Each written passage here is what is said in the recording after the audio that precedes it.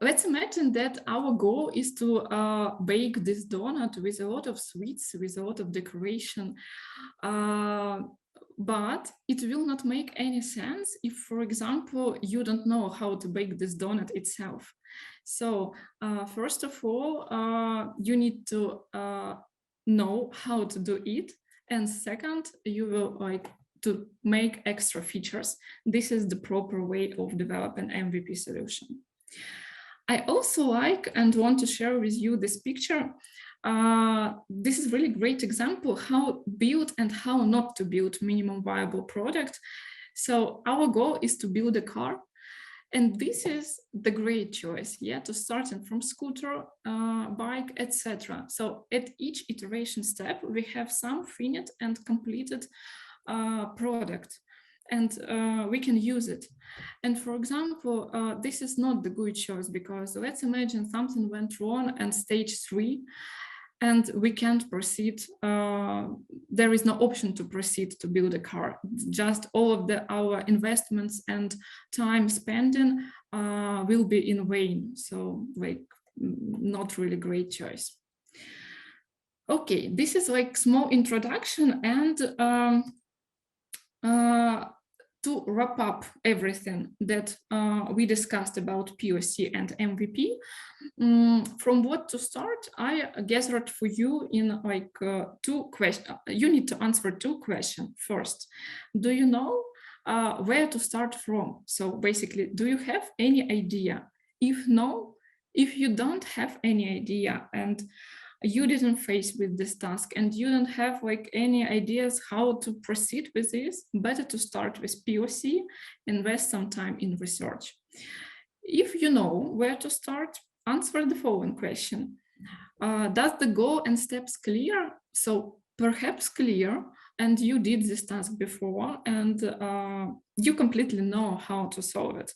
That's great. You can start with MVP, so you can engage front end and as developers, yeah, to proceed like to develop this product. If no, again, better to proceed with POC. Okay, let's move further. I want to show you this diagram. Maybe someone already faced with it. It's called squeeze-dam process. What is this? It's the process of how this project works. The main idea here, I will describe you, but the main idea here to understand that this project, it's not sequential development project. Like, for example, developing mobile application, when we know in advance that one step will be after another step, etc. So data science project, it's iterative. And I really highly recommend for newcomers in this area to invest 5-10 minutes and to describe it to the client. It's better that client will know how this project works, and you all will be on the same page from the scratch. So I just want to describe it firstly to you. So the first point is business understanding. I told that it's crucially important to completely understand what you are developing. If you have question, ask this question to the client. From my experience, each client is really ready to share this experience, and they are open-minded. Just ask. Let's imagine then we go to the next step, data understanding. So client provides you data, and you look at this data, yeah, and you have some question. Maybe something is not clear, something is mismatched with business understanding. Don't hesitate, come back to the client, ask this question. So this is like iterative process from business and data understanding stage. Okay, let's imagine that it's clear. Go further. We have step of data preparation. It's common story for the data scientist. Doesn't matter what problem you're solving, you need to prepare data for modeling. Okay, let's go further. You selected, let's say, some baseline models and some alternative models. and do some experiments here. You notice that something went wrong. You can go back to this stage, and again, it's like circle somehow. Okay, let's imagine you choose the best model and want to proceed with it. You will go to the next stage of evaluation. It's important to know that on this stage, you need to test your model on completely new data. So this data shouldn't be in training. This data shouldn't be in testing when you're tuning hyperparameters or like some metrics or evaluate some metrics.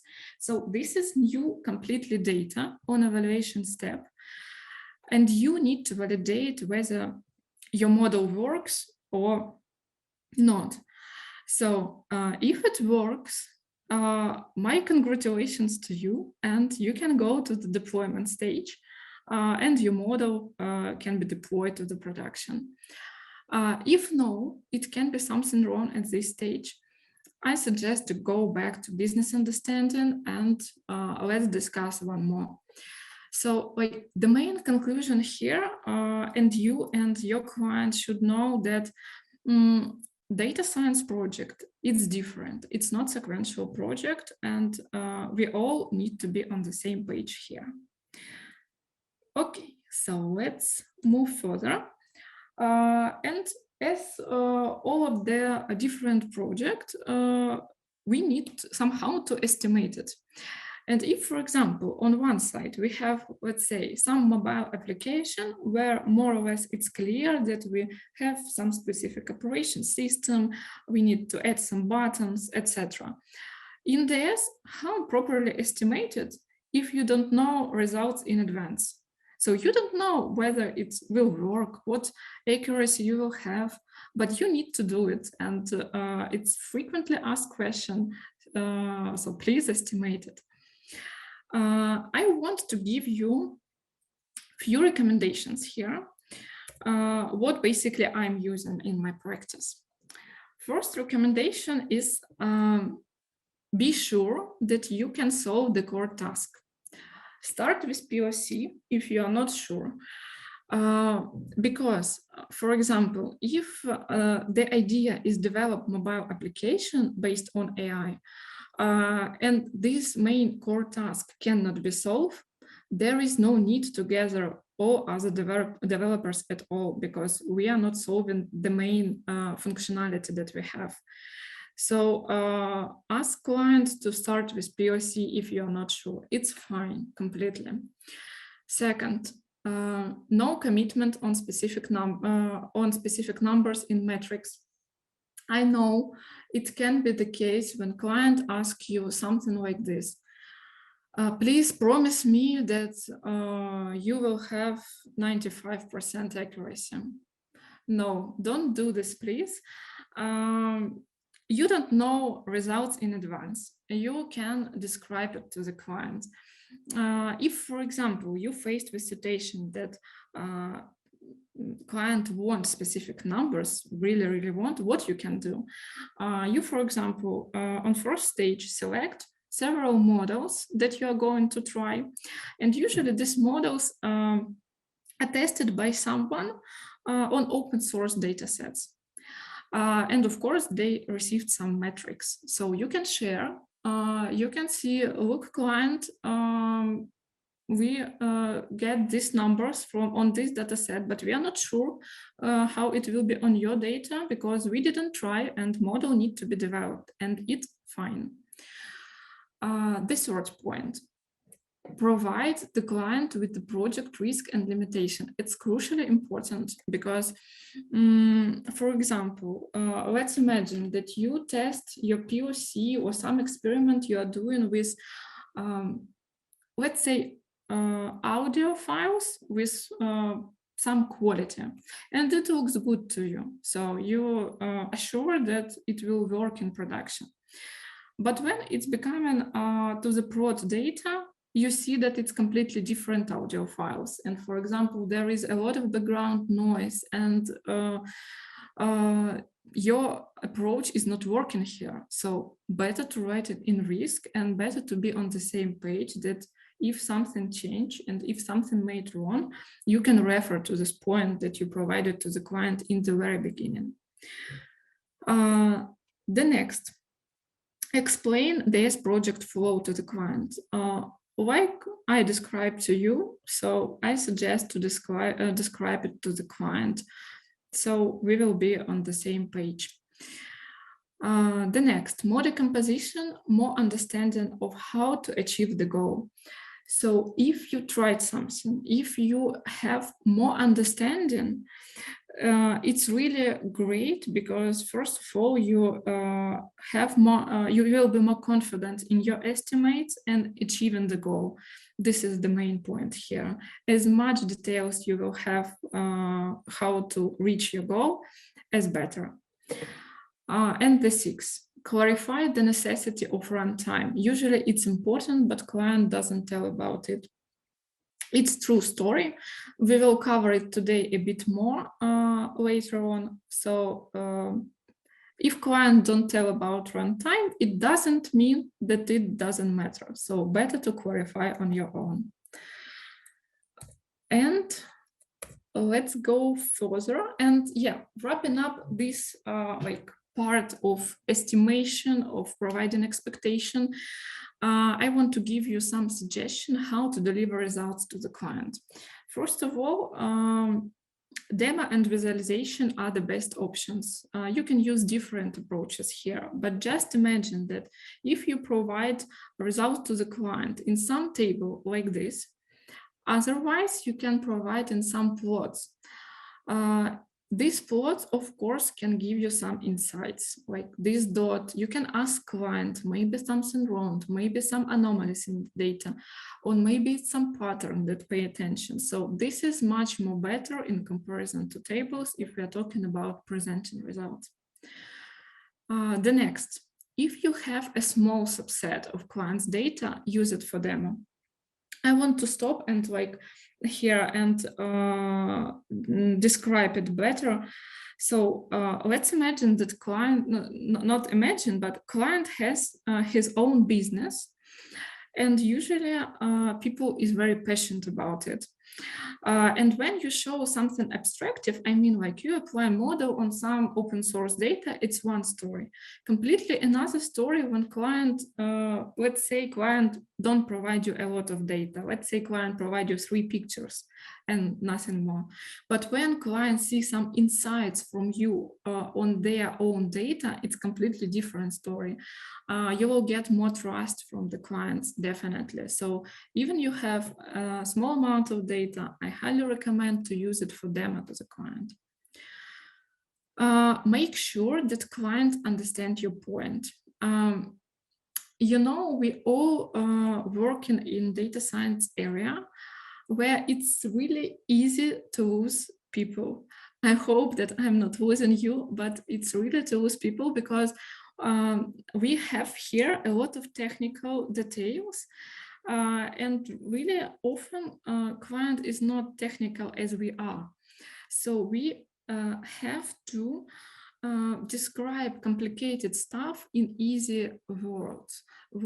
So make sure that client understand your point. Ask question, ask if it was clear, or maybe you should paraphrase. It's fine, but it's better to do each time to avoid any miscommunication in the future, because it's really even worse if you will have it.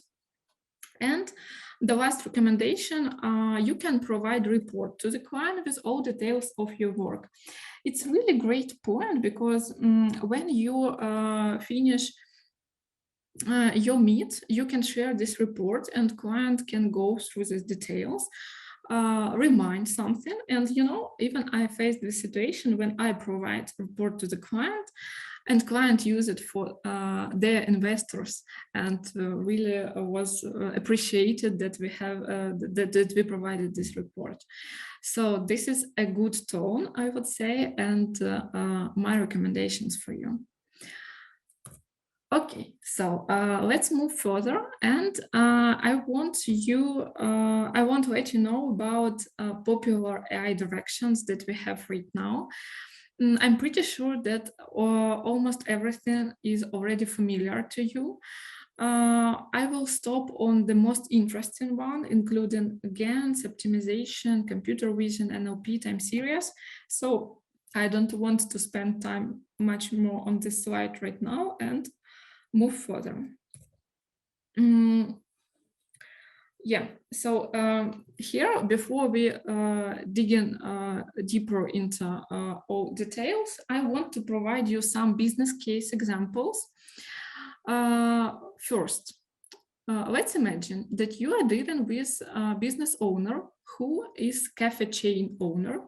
And of course, a main goal of this owner to support and maintain the business, like to develop it. And this owner came to you with two questions. First, he wants to know the number of products that will be sold. And second, understand the performance of employees, who is good performing, who is not so good. As input data, client provide to you SQL database with bunch of tables, connection between these tables, so like a lot of tabular data. What is expected solution here? So if client want us know number of product that will be sold, what expected solution? Okay, client, we can predict amount of products, not a problem. If client want to understand the performance of employee, we can suggest to develop some kind of employees rating based on sold products, based on tips or something what we have in the data. But I really suggest you to look at this task, at each task that you have in your life more deeper, and try to think wider. What else you can suggest?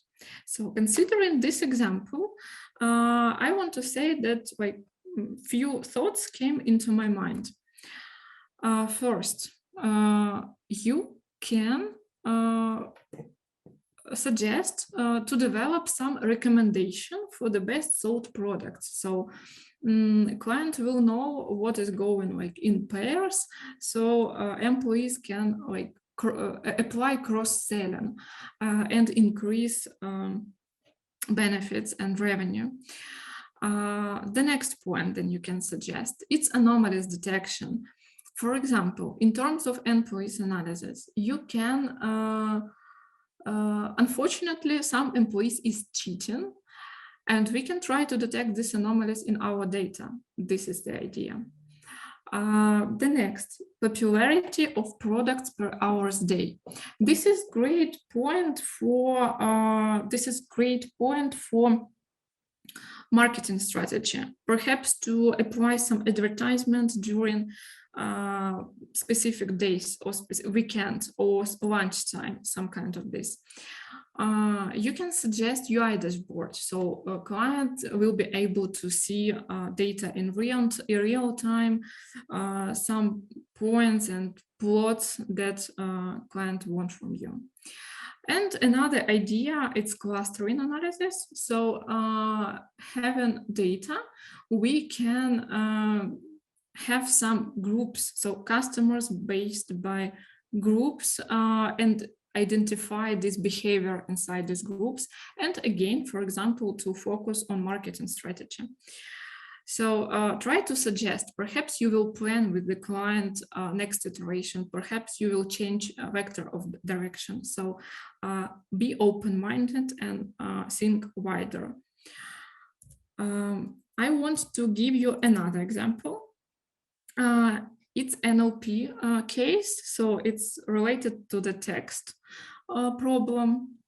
Let's imagine another business owner who has product, and the main goal of this person, of course, to sell the product and provide customer support. Let's imagine that customer support via chats, because we need to have somewhere text in this business case, so it will be in the chats. And this client came to you with two requests. First, it's have understanding of employee performance, again. And second, it helps in providing services more effectively. So we propose to the client 3 stuff: sentiment analysis, text summarization, and keyword detection. Why? How it will help? Let's try to understand and understand how to present it, basically. So sentiment analysis, it's models that, based on text, can identify emotion and tone of conversation. So we can detect some negative cases, for example, positive, negative, neutral, but interesting negative. And for example, try to understand who is from employees have more negative conversation. Try to make some analysis based on these sentiments that we get from the model. Text summarization. So idea behind is to summarize all conversation. Example, it's really frequent that a customer came to the chat support and referenced to some problem that he or she referred before. So I talked with someone a few days ago, and this agent need to go to the database to find this conversation, to find this ticket, to read, to understand. So it takes a lot of time, and customer becoming even more angry. There is nothing good here. So this summarization will help to speed up this process, definitely. Keywords detection. So this is the idea to detect keywords from conversation. Yeah, sorry for repeating myself, but from these keywords we can we can apply some text to this conversation. And if, for example, some problem was already solved by some agents, and another agent faced with this problem, it will be easily found by some text. So because there is like some searching rule here. Yeah, this is another idea, another point of view, how to deal with NLP with text task. And these examples we have a lot, but like for some understanding, I hope I provided you these ideas. Okay, so I want to proceed with the next point, how to start. If, for example, we have here specialist who is don't know anything in data science area. First of all, I want to say that it's better to start with tabular data, not to start with pictures, videos, etc. Better to start with tabular and proceed with something else. Today, I will not cover like detailed instruction what you should do. I will mostly focus on some insights, some new interesting stuff in each area what we have right now. But I'm pretty sure that you will handle like this task and everything will be fine. So tabular data, it looks like this. So we have table with a lot of columns, a lot of rows, and different information, different values here. It could be a Boolean variable, it could be some numbers, it could be text, wherever we want. So this is how it looks like. Usually, it's not finite list, but usually we are dealing with tabular data 3 main tasks. It's regression, classification, and clusterization. Regression, this task is for predicting some specific number. Price, sales, units, some like, I mean, number, like decimal, some kind of this. Classification, this task is based on assigning some class to the observation. For example, like disease detection, whether COVID true or COVID false, or sentiment, let's say positive, negative, neutral, or wherever we want. So some finite number of classes. Clusterization. clusterization, it's we don't know amount of classes, but we want to group our data in some specific amount of groups. Like we discussed previously, customer groups, detection. So yeah, wrap up people by behaviors. It's true story that expectations and reality is different, and we are expecting that we will not have missing data and all variables are well known and data is clean and everything is fine, and our goal is to apply model and tune it. But unfortunately, reality is different, and of course I exaggerated in this example, but it's really frequently that not understandable the name of columns, not understandable why numbers in mix with text, and what does it mean MFSM. So a lot of question about data. Yeah, and like wrapping up this tabular, classical tabular data task, I would say that the main and the first important step is data understanding. So all of this unknown stuff should be completely understandable at this stage. So you need to have full understanding. If it's not clear, ask to the client, because if you are not sure in the data, I have doubts if it's possible to develop a really valuable model. The next step is data cleaning and preparation. Yeah, you need to develop and clean, you need to clean data before modeling. Feature engineering, it's a great and interesting step. You can generate new features, you can get new insights, you can discuss it with the client. So like all experiments is up to you, and it's really interesting stage in DS tasks. Modeling. From modeling step, you can go back to the or feature engineering or data cleaning. Again, we are working with iterative process. It's not sequential, so it's fine. And evaluation. So validate data on new data sets. We discussed about it today, and make sure that you are not overfitting and everything working as you expected. I want today provide you minor, like small amount of examples for how, basically not small amount, some ideas for improving results. So what you can consider. First of all, I suggest to look at the data from different perspectives. For example, let's imagine that you have postal code. It's finite number of postal codes, and one of the idea is transpose this data using one hot encoding to some kind of this, where each column will be some unique postal code, and 10 if it exists or doesn't exist.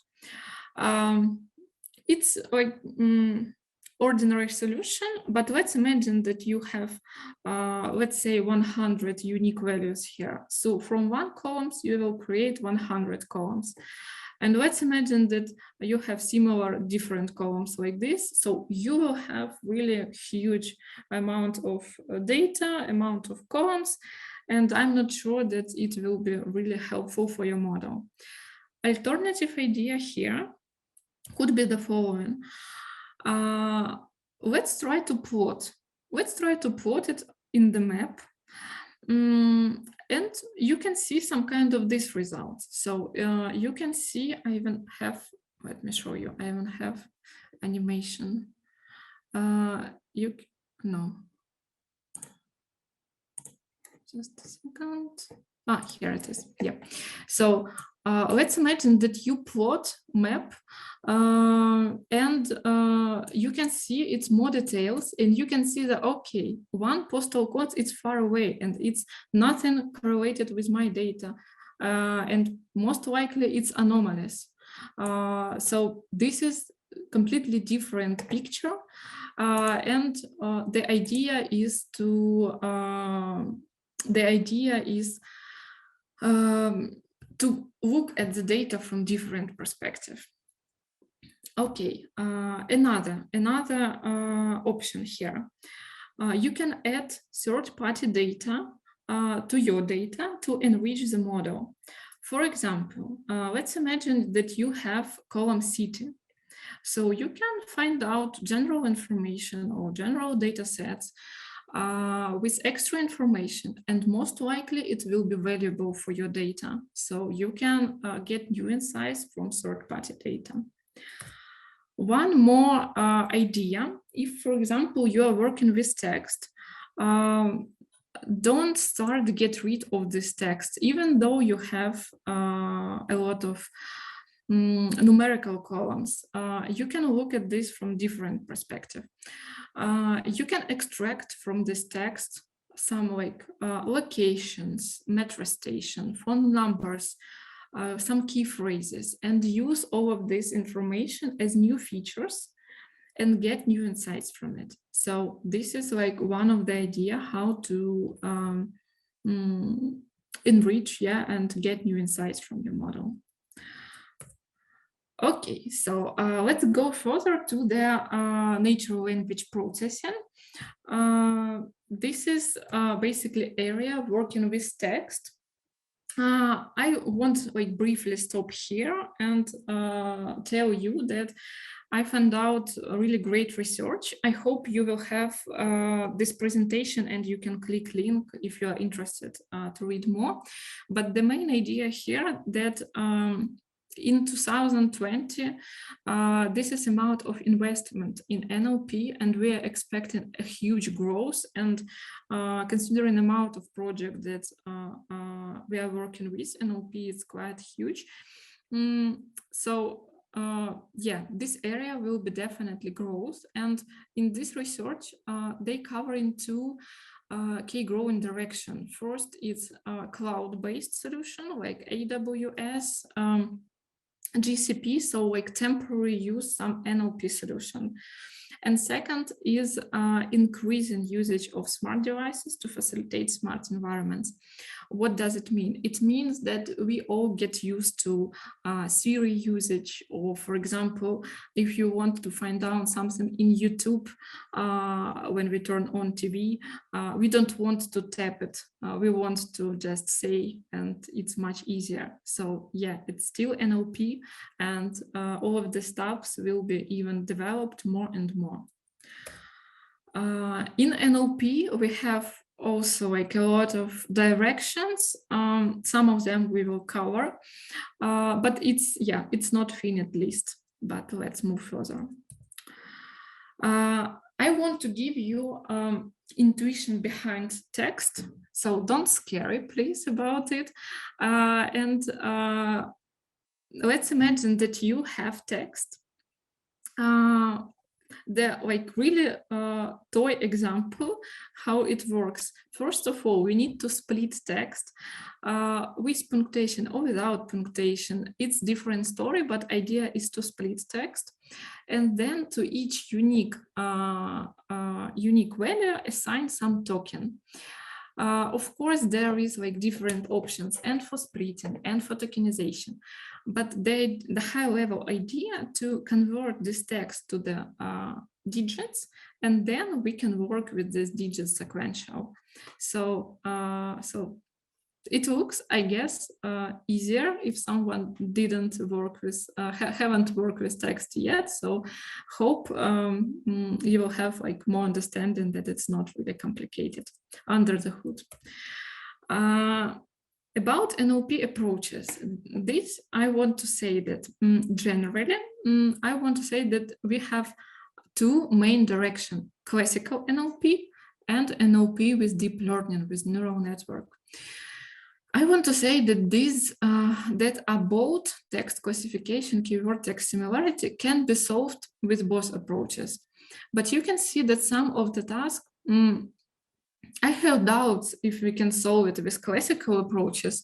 Maybe yes, but it will not be relevant in real world examples. So right now, main focus is on deep learning. And model trained with neural network produce really great example, and we can enrich this model with our custom data. So like this is really, this area is developed much more right now. Here I want to give you intuition for solving NLP task.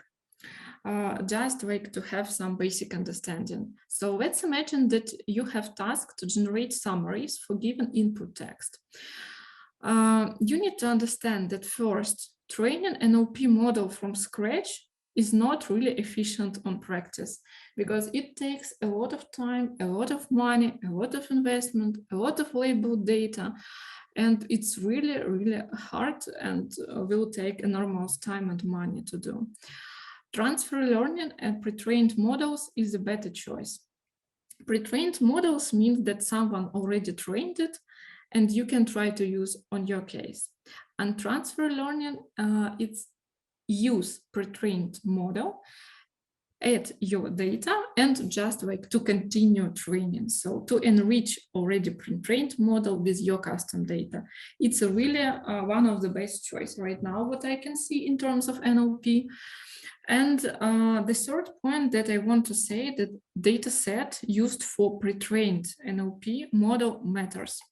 For example, you chose NLP model trained on Wikipedia, like general text, and you have the main task in medicine. So most likely it will not work, like 90% that it will not produce great results.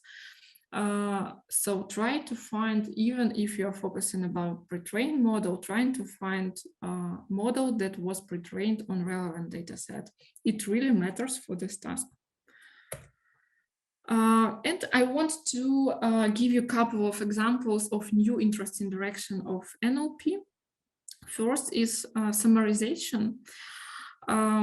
Even like 1 and 2 years ago, extractive summary approach was like everywhere, and abstractive was really rare and not produce good results. But right now, situation is opposite completely. So extractive summary approach, the core intuition behind it, when we have text, we split text by sentence, we score each sentence and apply some rating, and select the most relevant, but output will contain the original sentences. And most likely it will be out of context. Abstractive summary approach can paraphrase and can generate new sentences. So on input, you have, let's say, 10 sentences, output can be 1 with paraphrased and like shortly summary of this like text. Right now, this is more popular and it produces, like from my subjective point of view, produce really great result. But several years ago, it was completely opposite. I want to give you one more interesting direction. Perhaps someone from you heard about it, image captioning. It's really interesting. So idea here is the following. We have image as input, we are detecting objects here, and then we are generating some description in text. So it could be useful for some automatic creation of text or description by the photo. Interesting point is annotation for blind people. So we can convert it to the voice and like describe to the blind people what is shown here. So pay attention to it if you are interested. And again, we have some research here. If you have presentation, you can go to this link and share and look this information in more detail. Some helpful resources I gathered for you. It's Hugging Face, a really well-known platform for NLP. You can use some GitHub repositories as well as open source packages and third-party APIs, just like AWS, GCP, or some external APIs to start with and basically to proceed with working in NLP. Let's go further. I want to tell you some intuition and ideas about computer vision. Computer vision is area in AI for working with images and pictures. So this is classical task for computer vision, cat or dog. And let's try to understand how to detect whether cat or dog in the picture. Here I gathered popular direction for computer vision. Some of them we will cover today, but it's not finite list, but what is popular right now, I would say like this.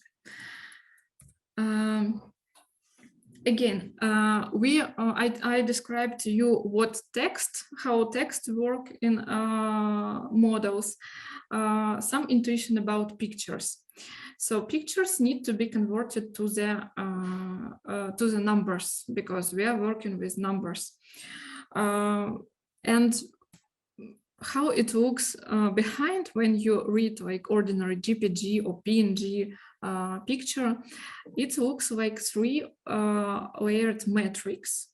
When 2 dimension is height and width in pixels, and the next one is 3 channels RGB. I put here example like all the picture 3 channels. It can be a different amount, but usually 3 channels: red, green, blue. All of our pictures that we are looking in our like phones, most of them contains these 3 layers, and based on intensity of each colors, we are achieving this result. If, for example, you don't know anything about computer vision, so you don't have any idea, but you want to start, this is like flow that I would rather suggest you. So first of all, I recommend to read images data. Look at the properties and data you have. So try to look at the pictures from different perspective. Second, review and understand neural network components. What is layers? What is activation function? How neural networks works and what has some theoretical knowledge. Then review and understand the logic behind popular neural network architecture. Because quite often in new modern architectures, we use some components developed by well-known neural network architecture. So yeah, it's really great to understand and to apply it. Then, if you are deciding what to choose as your first task in computer vision, I would recommend to choose image classification. That's what I was talking, whether cat or dog, hot dog, not hot dog. So all of this like stuff to classify pictures. Then, first, when you choose this task, I would recommend to write and train your first custom model on ImageNet datasets. This is dataset really well known with a lot of classes already labeled, so you can and fine-tune the model and train your own custom model. So try to do it. And as well, you can use pre-trained model and apply transfer learning approach that I was talking before, that use some pre-trained model, add your data to train it a bit more. And like you can compare this point with the previous one and understand how it looks like. So this is really great steps to start. I want to give you as well business case examples. So let's imagine client came to you and asked, okay, please, I want to detect person, but I don't have data for training. So please do something I really want, but don't know anything. You can answer to the client, sorry, without data, we are not able to help you. But I would say that it's not really a great choice to proceed. It's better to follow the following steps. So first of all, you can say that, okay, if you don't have data at all, try to find suitable pre-trained model. Maybe it will be suitable for your case. If you have small amount of data, try to apply transfer learning. If it's possible to gather a lot of data, you can allow you to develop your custom model. So try to give some options here. Regarding new technologies, LiDAR, it's really interesting. Maybe someone from you have already this camera in your mobile phone. Idea of this camera, it has laser and output, it's not 2D pictures like we have, it's 3D picture with information where light is going from. So all really plenty of information here from LiDAR, and it's like really high developed right now and like new modern interesting technology. GANs. GANs, it's really also interesting neural network in computer vision. The main idea behind that, we have input picture and we can modify this picture. So apply smile or change race or hairstyle or haircut or something in appearance. It can be useful in different areas, and starting from generating new data samples for your data sets and photo editing and face animation. So this is really interesting, and you can also pay some attention to these technologies. Human pose estimation, this task that we started today, idea here is to detect key points from the video. It can be useful for some fitness app, for example, to identify whether you properly doing some exercises. So yeah, one of the idea for computer vision. And the last chapter about optimization, I will try to cover it like briefly. I don't have like, this is the last point, but really important as well. So this is common story of our life. Client asks you to detect cats, for example, and told you that runtime is not important. Okay, data scientists applied this algorithm, developed it, and everything is working. But after a while, client came to you and told, okay, I want to detect 1,000 cats in 1 second. Why is it so slow? You need to know that runtime is important every time. Even client is not telling about it. After a while, client came to you and asked, why is it so slow? Think about speed during development. Better to write optimized code from scratch. Use GPU and CPU resources on maximum. Really often we have project running on AWS instances or GCP,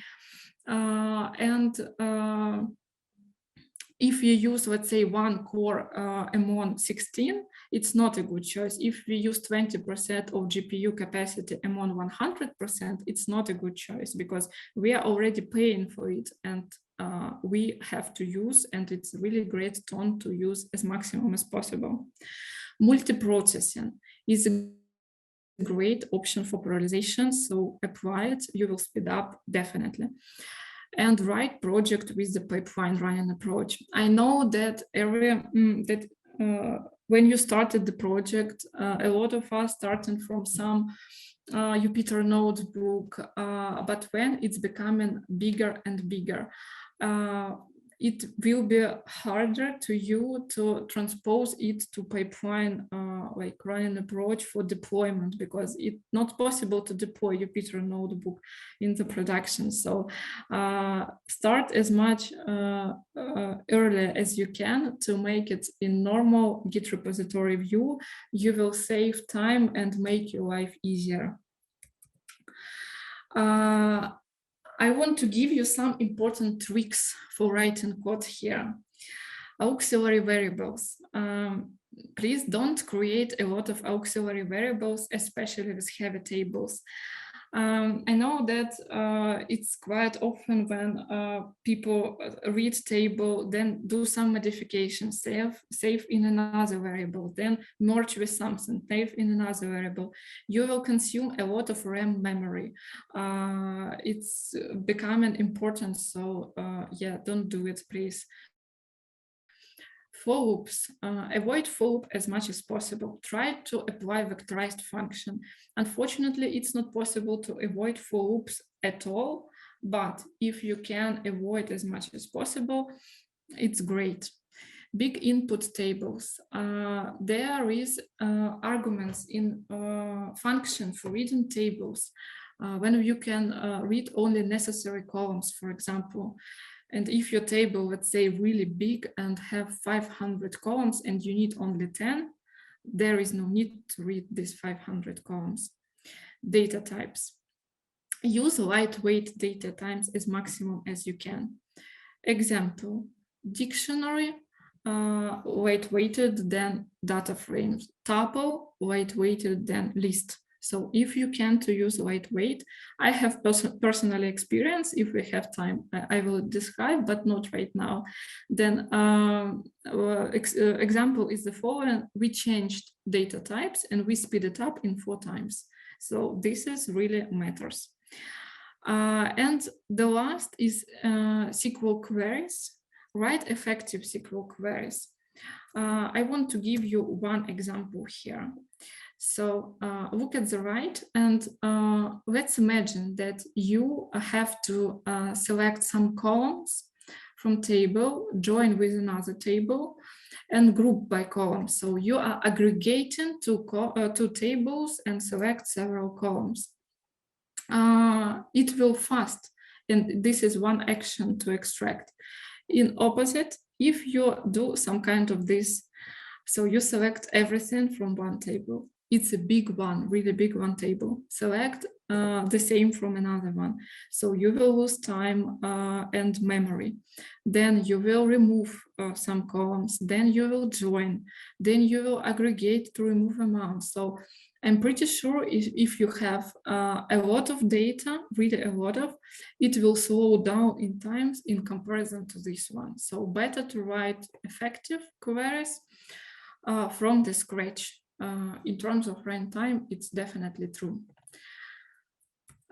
Yeah, so that's it. I left you my accounts. Yeah, you can write, you can ask questions if you have so. I will be more than happy to reply to you. And I want to say thank you. Thank you for your attention. If you have any question, feel free. I will be happy to answer. Yes, Anastasia, thank you for the wonderful session. I think there are a few questions which have been asked by the attendees. They are in the Q&A section. If you can answer them, that would be great. Yeah. Just a second. I will start with the first one. How text summarization different from keywords detection? This is completely different approaches in NLP. Text summarization is imagine that you have some article, let's imagine like this, and you have to summarize like shortly what is going on in this article. This is summary. Keywords, it's about extraction some phrases. Let's say that you have article about COVID, let's say like this. So keywords will be COVID, disease, some like phrases, 1 or 2 words approximately, but it's not like full summary of their whole conversation. I hope I was clear here.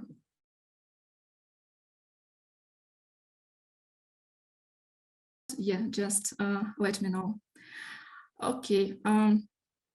The next, I'm not into data analytic and still trying to figure out ML AI solution for the same data. As a tool that I can use to get solution if I know which algorithm to use. Azure has ML option, which I know and would like to know other recommendation.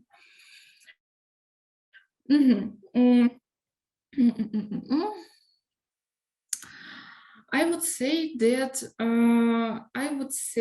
it depends what you are trying to achieve. So what you are trying to, if for example you are talking that you know which algorithm you want to use, and you are considering some built-in already developed solution like Azure, alternative can be, I used AWS, and they have like Amazon SageMaker, perhaps you faced with this. Amazon SageMaker is a great tool for developing DS project in AWS area, and it will be easier to deploy to the in the future.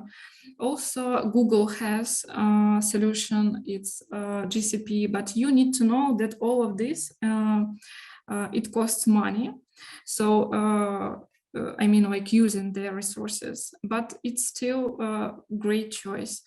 If, for example, you know which algorithm you want to use in terms of Python or R, you can use built-in some packages and libraries and develop your own solution. That's still fine.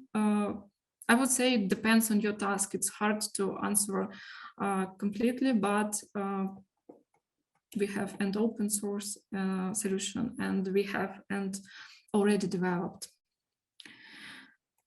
Okay, let's go further. While submitting a request for proposal, how to estimate? Because there we don't have opportunity to do POC and then estimate. Only client is okay for our quotation, they may share data, etc.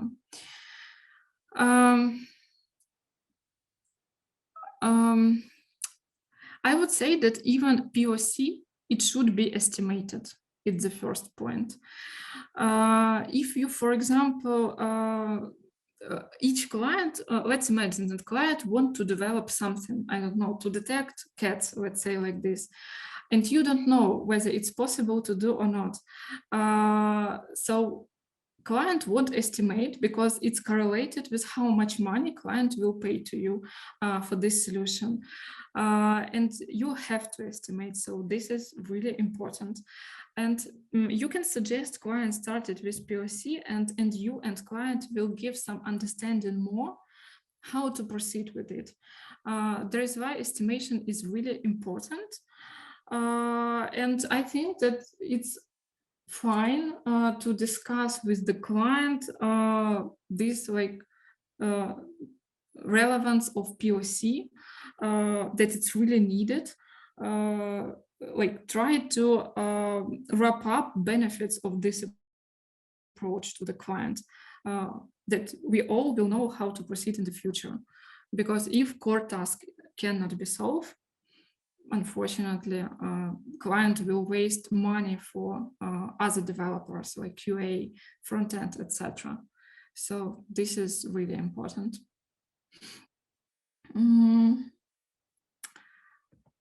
Okay. Kindly elaborate more on pipeline approach.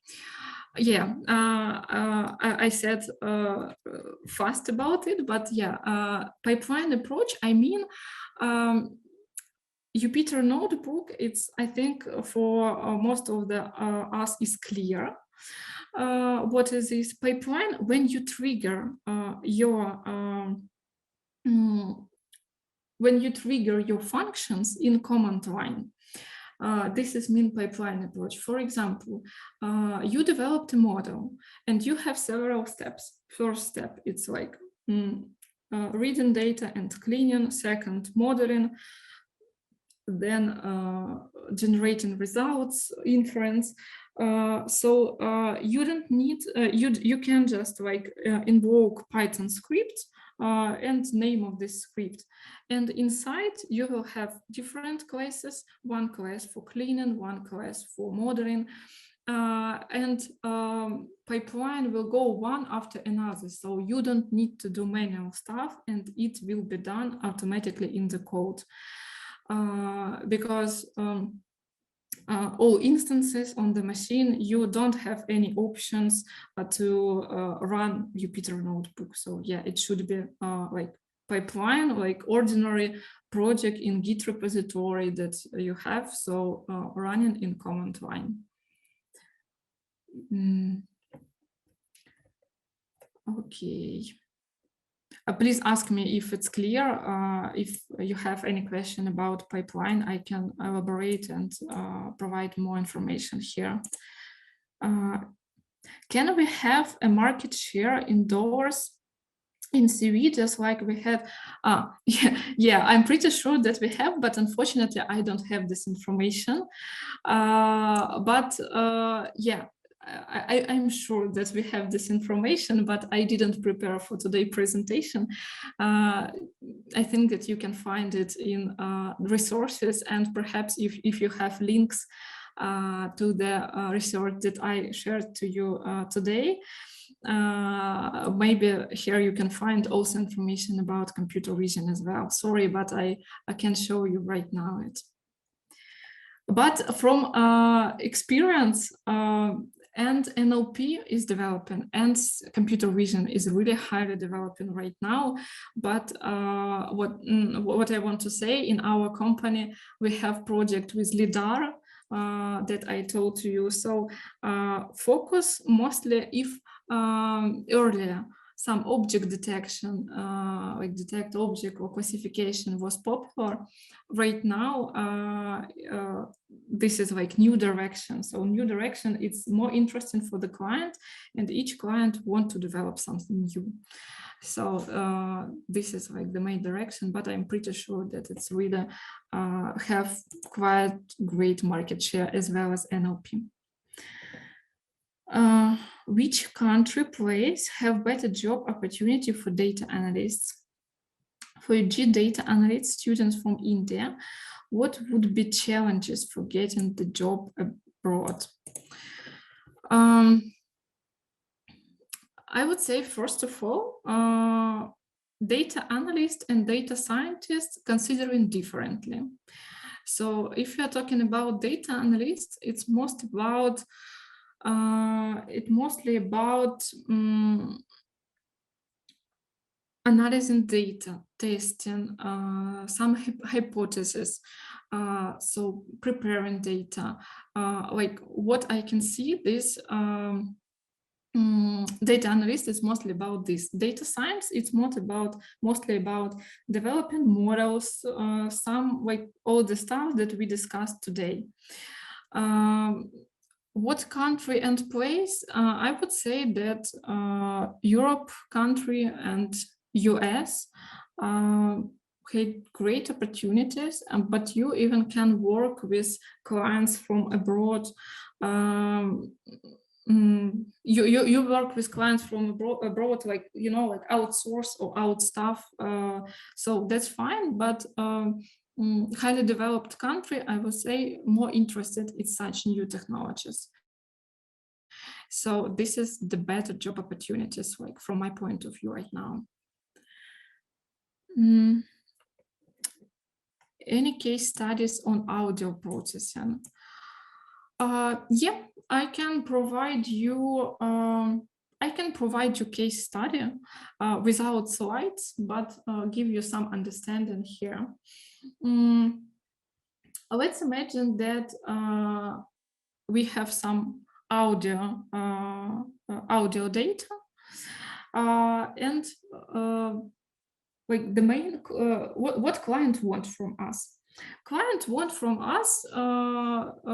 Client have some like pattern phrases and want to track whether employees work properly, like to have like greeting, yeah, hello, my name is someone, to do some like ask some questions, so like to follow some pattern, I would say, like this.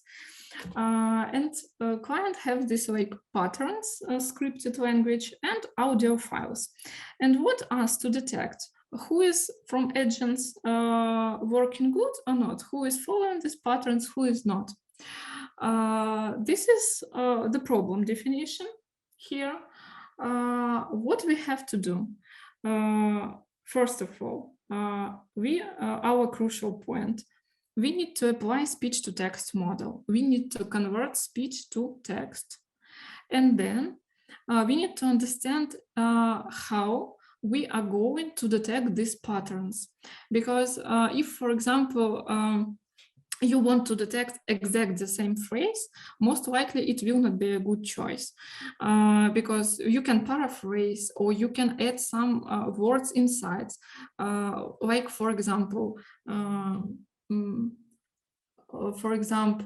hello, my name is Anastasiia, and hi, I'm Anastasiia. So it's the same, but we most likely need to treat it the same. It's different, but we most likely need to treat it the same. So how to get understanding, how to extract it and define these key phrases. So from this task definition, we have two problems that need to be solved. First, speech to text, and second, key phrases or basically key phrases detection. So we need to understand whether this person tell this or not. So this is just an example of audio processing case study, how it can be relevant as well. Sorry for interrupting, Anastasiia. I think we are running short of time, so we can take up 1 or 2 questions at max. Okay. Yeah, so I will pick 2 questions or 1. I will answer briefly to the Aaron's question. How did you create postal code features from maps? So how I did it, for this postal code from third-party data, I found longitude and latitude information and using Python packages. If I'm not mistaken, it calls volume. I plot this information, so I have information about these points on map and I can plot it. So hope it will be helpful for you.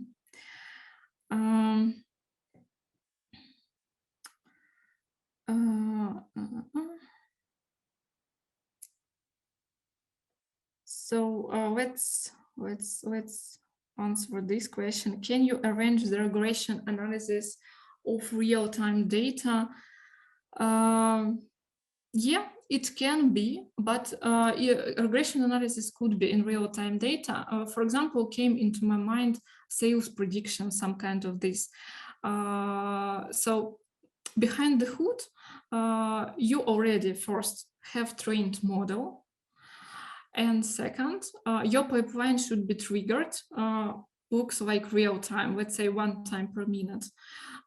So you will have update data quite frequently, and you need to focus that your inference, like your pipeline, when you generate prediction, should be really fast. Because if training, of course, training takes some time, but if you already have trained model and your question is only to generate results, it should be fast.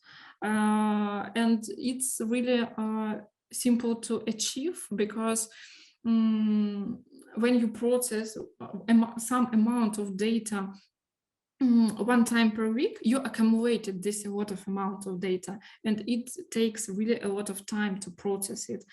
But when you do it more or less in real time, you are dealing with less amount of data. So in these cases, you process less amount of data, so you generate result faster. So yeah, it can be achieved, but you need to be think about runtime that I focused today, that it's really important.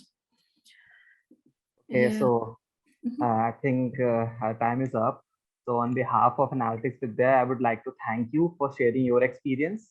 I'm sure our audience found it insightful, and hopefully in the future we can conduct such session with you. So again, thank you for the experience you have shared.